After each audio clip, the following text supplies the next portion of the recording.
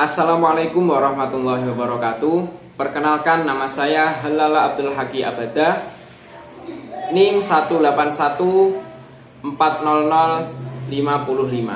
Baik, di sini saya akan menjelaskan tentang materi dari Komitmen Republik Indonesia dalam menyuarakan anti kolonialisme dan imperialisme. Jauh sebelum itu, perlu diketahui bahwa sebelum Indonesia merdeka, secara resmi sudah banyak para pejuang ataupun para pahlawan yang berjuang melawan penjajahan pada masa itu. Entah itu dari bangsa Portugis, entah itu dari Belanda, entah itu dari VOC, bahkan dari Jepang dan lain sebagainya. Namun perlu diketahui bahwasanya pada waktu itu perjuangan masih bersifat kedaerahan ataupun bersifat dengan dari kesultanan yang ada di Nusantara pada waktu itu. Nah, di sini saya akan menjelaskan tentang sedikit tentang para pahlawan yang memperjuangkan anti kolonialisme dan imperialisme yang ada di Nusantara pada waktu itu.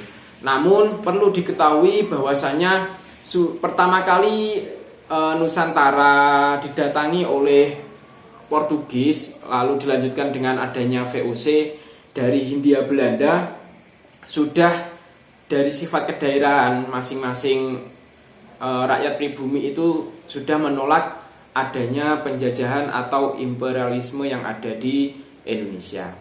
Nah, dalam garis besarnya ada 3 daerah yang memiliki pasukan ataupun memiliki kekuatan dalam mengimbangi perlawanan bangsa Hindia Belanda ketika menjajah di Nusantara.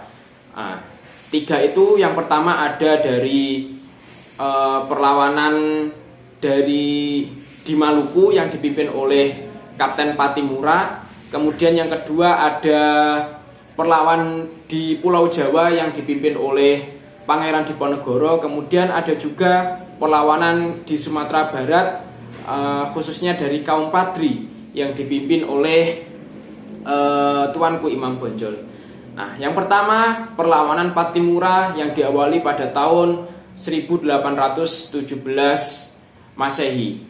Nah, pada mulanya rakyat Maluku dipimpin oleh Thomas Matulesi atau yang lebih dikenal dengan Kapten Patimura. Beliau adalah seorang mantan sersan mayor yang mendapat status burger dari pemerintahan Inggris, dan penyebab perontakannya adalah karena rakyat Maluku pada waktu itu diberlakukan tidak adil oleh Belanda. Nah, khususnya oleh VOC. Selama VOC berkuasa, para petingginya itu tidak sedikit pun memberikan upaya untuk memajukan budaya setempat yang ada di Maluku. Yang terjadi justru perusakan tata ekonomi dan niaga oleh dari masyarakat setempat yang menjadikan merosotnya kesejahteraan penduduk pada masa itu. Akhirnya dengan adanya ketimpangan sosial yang dilakukan oleh VOC terhadap masyarakat Maluku pada waktu itu, akhirnya sang Kapten Patimura memimpin perlawanan untuk menyerang Hindia Belanda ataupun VOC. Karena apa? Karena pada waktu itu VOC memonopoli adanya bidang ekonomi di Maluku. Tentu yang menyebabkan akhirnya para masyarakat menjadi timpang dalam kesejahteraan hidupnya. Kemudian yang kedua ada perlawanan dari Diponegoro, khususnya pada Pulau Jawa, yang dimulai pada tahun 1825 Masehi. Nah, pada waktu itu ketika Sultan Hamengkubuwono III wafat pada tahun 1816, terjadi kericuan di Istana Yogyakarta berkenaan dengan adanya pengganti sebuah sultan. pada waktu itu putra tertua Sultan Pangeran Diponegoro tidak terpilih untuk menggantikannya karena dia anak dari istri samping atau istri selir. Nah, ketika putra mahkota kemudian wafat juga, tahta jatuh ke tangan anak laki-laki putra mahkota yang masih berusia 2 tahun pada waktu itu. Pangeran Diponegoro sangat marah dengan adanya kebijaksanaan itu karena mengangkat seorang raja yang belum cukup umur. Nah, namun di kemudian hari Pangeran Diponegoro disingkirkan dari istana negara oleh para bangsawan yang pro terhadap Hindia Belanda pada waktu itu dan akhirnya menetap di Tegalrejo. Nah, karena adanya hal tersebut, Pangeran Diponegoro tidak senang. Karena apa? Karena merasa dikhianati oleh saudaranya sendiri. Karena apa? Karena kerajaan banyak yang pro terhadap Hindia Belanda. Padahal pada waktu itu Hindia Belanda ataupun VOC itu menjajah di Pulau Jawa. Nah, oleh karena itu akhirnya Pangeran Diponegoro memimpin perlawanan terhadap Hindia Belanda. Nah, pada perang Diponegoro ini menyebabkan kerugian besar juga terhadap Belanda. Secara keseluruhan Belanda itu kehilangan 15.000 prajuritnya, termasuk dari 8.000 orang Eropa atau orang Hindia Belanda sendiri. Karena 15.000 dari pengikutnya itu juga ada dari beberapa prajurit yang dari kaum pribumi yang dimanfaatkan oleh Hindia Belanda untuk membantu melawan Diponegoro. Selain itu, Belanda juga harus menanggung beban biaya yang sangat besar. Karena dalam kondisi ekonomi yang morat-marit pada waktu itu, pemerintah Hindia Belanda mau tidak mau harus menjalankan program penghematan untuk membiayai perang dengan sistem benteng. Dengan itu Hindia Belanda dengan cerdik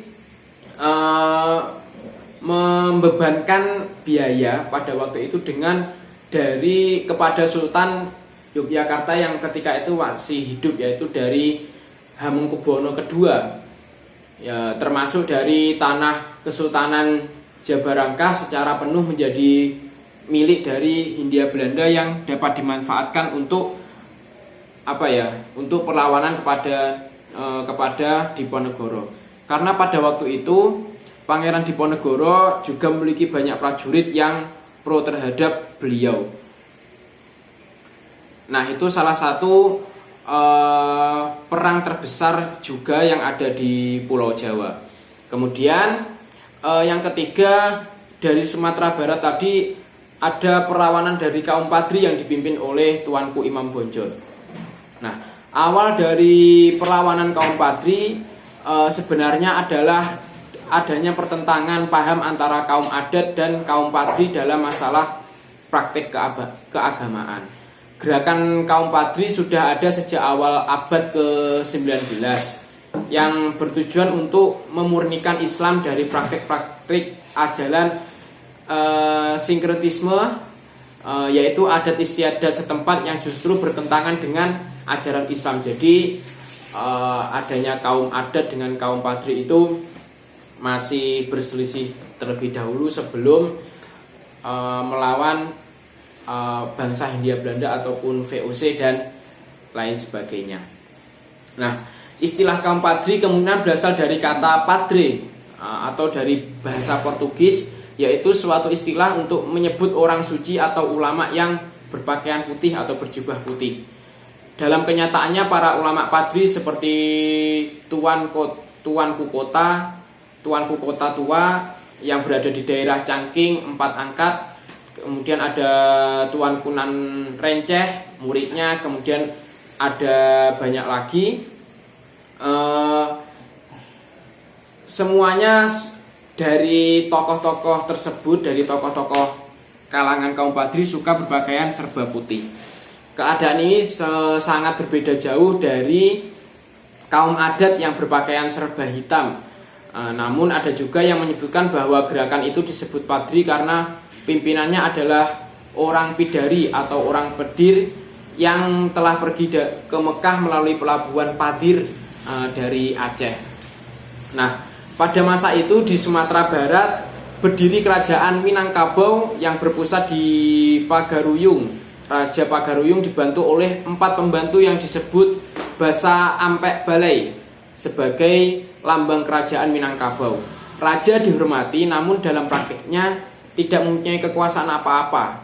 Kekuasaannya yang sebenarnya berada di tangan para penghulu atau kepala suku yang membentuk Dewan Penghulu atau Dewan Nagari.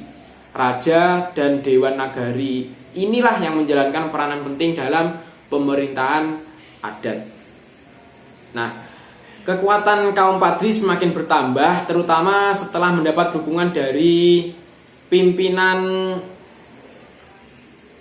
adat tertinggi di Alan Pajang, yaitu Datuk Bandaro, yang menyebabkan kaum adat yang tadi berpakaian hitam semakin sedikit kekuatannya. Nah, setelah itu dengan adanya kaum Padri yang berkuasa, kemudian juga adanya ekspedisi militer Belanda yang menembus kawasan dari Sumatera Barat yang menjadi basis kaum Padri dan membangun benteng Fort van der Kapellen di Batu Sangkar. Nah, gerakan militer Belanda tersebut kemudian tersendat dengan adanya perang yang berlanjut dan berlarut-larut. Akhirnya pada tanggal 26 Januari 1824 Masehi, Letnan Kolonel Raff yang menggantikan Dupuy sebagai residen Padang mengajak kaum Padri untuk berunding dan diterima baik oleh kaum Padri di Alan Panjang dan Imam Bonjol pada waktu itu. Meskipun isi perjanjian itu banyak merugikan kaum Padri, akan tetapi baru sebulan setelah perjanjian itu terlaksana dan ditandatangani, pihak Belanda menyerang Guguk Sigudang dan Kota Lawas yang menjadi wilayah dari kaum Padri ataupun dari Tuanku Imam Bonjol pada waktu itu. Akhirnya dengan melihat adanya serangan ataupun pengkhianatan perjanjian dari pihak Belanda tadi, akhirnya secara tidak diam kaum Padri juga merespon adanya itu dengan memberikan perlawanan.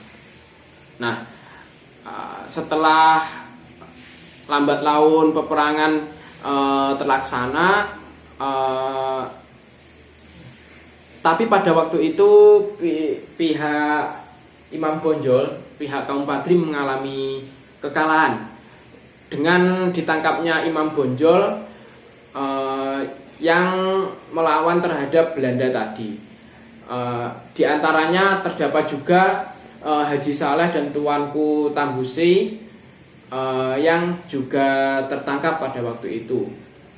Akhirnya pada tanggal 28 Desember 1838 Masehi, pertahanan terakhir kaum Padri jatuh ke tangan Belanda dan mengalami kekalahan.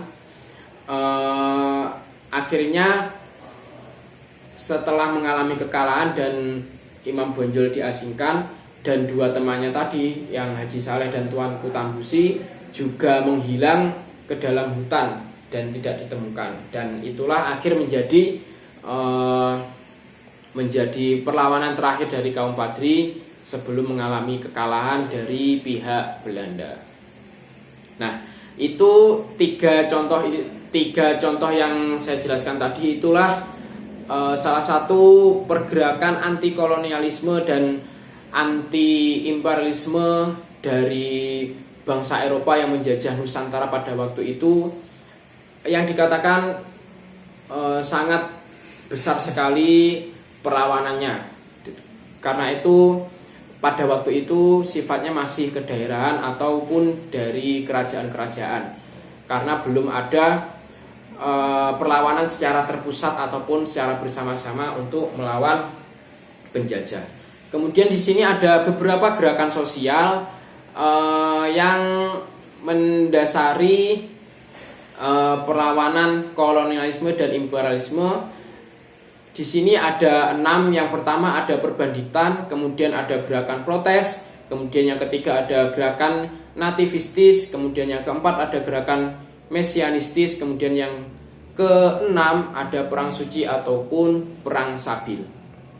Nah, pada gerakan ini, gerakan sosial perlawanan anti kolonialisme dan anti imperialisme, yang pertama perbanditan adalah suatu gerakan yang bersifat bertentangan dengan pihak yang berkuasa pada waktu itu, yang mengganggu tata ketentraman masyarakat yang ada di Nusantara pada waktu itu sebelum zaman kemerdekaan, seperti adanya gerakan di bawah pimpinan Mas Jakarta di Banten, kemudian ada juga pemberontakan Bagus Sunda dan Bagus Jabin di daerah Cirebon pada waktu 1816 dan lain sebagainya. Nah, dalam perbanditan ini kategorinya yaitu mengambil paksa harta benda orang-orang kaya ataupun orang-orang kikir yang pro terhadap Belanda pada waktu itu. Seperti itu. Kemudian yang kedua ada gerakan protes, yaitu gerakan aksi kolektif yang menentang ketidakadilan atau merusak peraturan yang dirasakan tidak adil pada masyarakat pribumi pada waktu itu. Contohnya pada tahun 1839 rakyat Karawang menuntut agar wedana yang ada waktu itu diganti karena tidak termasuk keluarga bupati daerah tersebut. Misalnya gerakan protes adanya ketidakpastian dari seorang pemimpin yang misalnya bukan cakap dalam masalah bidangnya, seperti itu. Kemudian ada juga di Banyumas pada tahun 1850, yaitu penduduk menolak untuk bekerja tanpa dibayar di bangunan-bangunan pertahanan yang ada di Cilacap. Nah, itu seperti gerakan-gerakan protes rakyat pribumi yang bersifat kedaerahan sebelum Indonesia merdeka pada 17 Agustus 1945. Kemudian ada gerakan nativistis yang ketiga, yaitu semacam gerakan protes karena merasa tidak puas, namun di dalamnya terkandung tujuan ataupun isu-isu yang menegakkan kembali kerajaan kuno yang diyakini merupakan masa kejayaan mereka. Contohnya misalnya dari Kesultanan Banten yang melaksanakan gerakan Raksa Praja di Priangan pada tahun 1841 yang ingin menegakkan kerajaan Sunda pada waktu itu. Ya, jadi ingin kembali muncul sebuah kerajaan untuk melaksanakan kegiatan perlawanan pada kolonialisme dan imperialisme. Kemudian yang keempat ada gerakan revivalistis, yaitu kegiatan yang bertujuan untuk membangkitkan kembali nilai-nilai atau norma lama dan menuntut agar masyarakat lebih rajin menjalankan syariat agamanya. Gerakan ini seperti terjadi dalam gerakan tarekat-tarekat seperti yang ada di Banten, kemudian tarekat Qadiriyah, kemudian ada tarekat Naksabandiyah yang ada di Priangan Barat, dan gerakan tarekat Satariyah di Banyumas. Jadi gerakan-gerakan keagamaan atau tarekat itu juga menentang adanya kolonialisme dan imperialisme yang ada di Nusantara pada waktu itu. Kemudian yang kelima ada gerakan mesianistis, yaitu gerakan yang memuat harapan kedatangan Ratu Adil ataupun Imam Mahdi yang diyakini akan membawa perubahan ke arah hidup yang lebih jelas ataupun merdeka. Salah satu contohnya yang ada di Cilegon, Sri Katon, dan peristiwa jasmani yang terjadi pada tahun 1888 Masehi yang termasuk ke dalam kategori gerakan mesianistis. Mereka meyakini bahwa nanti akan muncul sebuah raja ataupun seseorang yang diyakini akan membawa kemaslahatan bersama pada wilayah tertentu seperti itu, yang diyakini juga dapat membantu menghilangkan kolonialisme dan imperialisme yang ada di Nusantara pada waktu itu. Kemudian yang keenam ada perang Sabil ataupun perang suci, yaitu gerakan sosial yang dijiwai oleh semangat perang dengan mengatasnamakan agama. Yang salah satu contohnya yaitu ada perang di Pak Jebrak di Brangkal pada tahun 1919. Kemudian ada juga peristiwa Laskar Hizbullah, yaitu laskar yang berani mati yang dibuat oleh organisasi Nahdlatul Ulama pada waktu itu untuk untuk membantu perang yang ada di Surabaya pada waktu 10 November pada waktu itu, untuk mengusir para penjajah yang masih ingin mengganggu kemerdekaan Indonesia. Mungkin itu saja yang bisa saya jelaskan. Kurang lebihnya mohon maaf. Ihdinas siratal mustaqim. Wassalamualaikum warahmatullahi wabarakatuh.